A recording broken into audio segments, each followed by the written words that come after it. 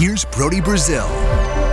You know, I would say for years, if not decades, I've been hearing this question, this topic, and this conversation. It is the wonder if a major league ballpark could ever work at Golden Gate Fields, right? You understand the A's situation and their search, Oakland and the South Bay and beyond.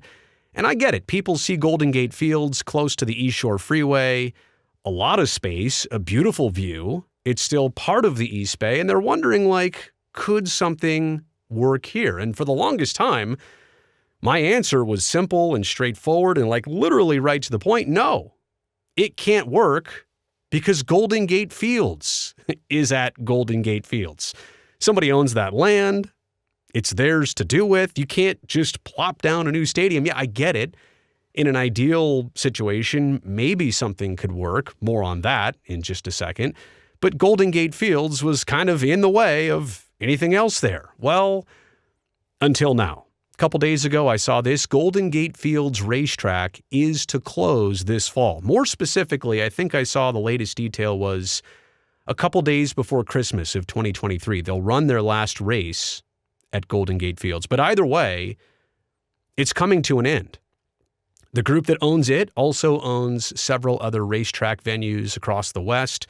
They're going to diversify their resources, push everything else to these other tracks, and basically close down Golden Gate Fields and probably do something else with it. That part, by the way, I think remains to be seen. Nobody knows exactly what this ownership group is going to do. We understand that this land is zoned specifically for like waterfront recreation now, whatever that means. Does it have to be even anything built up? Could it just be open space? Have no clue, but Golden Gate Fields coming to an end by the end of this calendar year.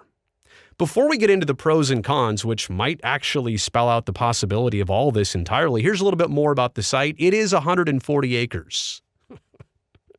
Sorry, I had to laugh. I think about Howard Terminal being 55 acres. I think about the Tropicana Hotel site being 9 acres in Las Vegas. And at one point, I was even looking at this saying, could a ballpark actually fit right there if I superimposed it? Well, 140 acres, yeah, you could fit a couple ballparks and more on that site. And even this site as a horse racing venue has been questioned in a lot of different ways, but it has probably had the benefit of being grandfathered in, literally, because it opened in 1941. It's been there. Despite maybe some objections or some other ideas for this site, hard to change something that has already been there for that long and close to 80 or so years. There's also this other unique complication, which could even factor into what happens next. This site lies on the boundary of both Berkeley and Albany. So you've got it with two different city entities, maybe having a little bit of control over what happens next at Golden Gate Fields. And it's not to say that Berkeley and Albany have like a bad relationship or they'll disagree, but they're different. And what they want from this site might be different. The Stronach Group owns this land. They own those other racing venues I talked about. Again, I think it's largely up to them what to do next here. Sell the land, keep it, develop it, whatever. But the Bay Area is not going to have any more racetracks. So here would be the pros. And yeah, this is an image down below there from Google Earth. I couldn't really find like the perfect aerial which showed you what this looks like from the site, but that is a pretty remarkable view of the San Francisco skyline, the bay. You could see the Bay Bridge. You can see the Golden Gate Bridge. It literally is Golden Gate Fields. And that's what everybody likes about this site. Unreal views. Now there's the other issue that I'm not sure you could entirely face the ballpark how you wanted it to take advantage of views from there, right? The sun direction and all of that. But unreal scenery from this location, there's no question about it. Also ample land. Again, 140 acres, like on the inner part of the immediate part of the Bay Area. Where else do you find that? Not a lot of places. And then lastly, yes, it's still in the East Bay, which is a huge pro that should not be overlooked.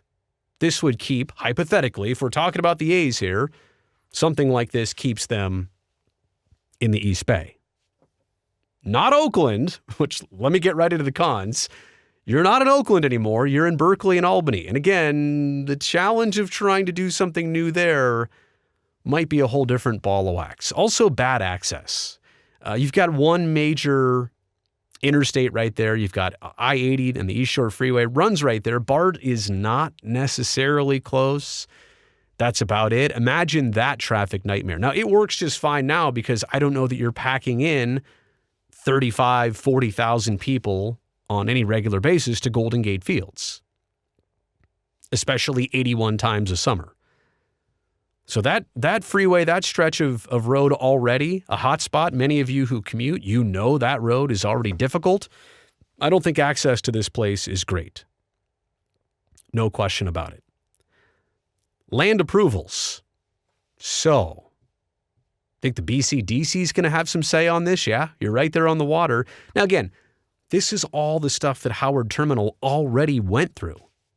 And it was okay for Howard Terminal because you're more on the estuary than the bay, already a chunk of land that was being used as like waterfront access.